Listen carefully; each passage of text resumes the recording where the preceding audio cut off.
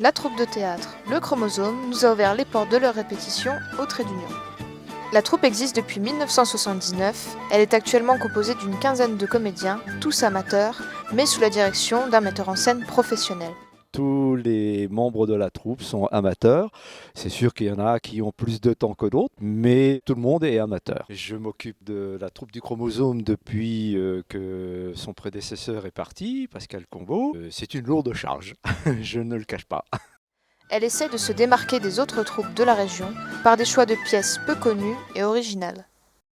Le choix d'une pièce se fait de manière collégiale. On est tous ensemble, on échange des idées, de textes, d'auteurs. On essaye surtout de se démarquer un petit peu des troupes de la région. On essaie d'être un petit peu original et de proposer autre chose. La pièce, qu'ils ont déjà jouée plusieurs fois dans la région Grand Est, s'intitule Le Roi Nu. C'est une pièce satirique, russe, d'Eugénie Schwartz, visant à critiquer les défauts de l'homme à travers une histoire loufoque et des personnages décalés. La petite vieille, sans se démonter, elle prit le taureau par les cornes. Mais son père à elle, il a une queue.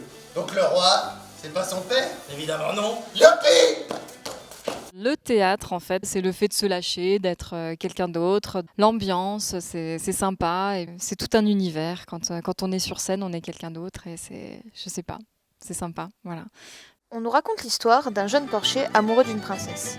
Mais le père de cette princesse désire que sa fille épouse le roi du royaume voisin, un dictateur sot. Elle va tout faire pour sauver son amour avec ce garçon porcher et elle va donc se heurter à son père et à toutes les personnes de la cour qui sont contre cet amour.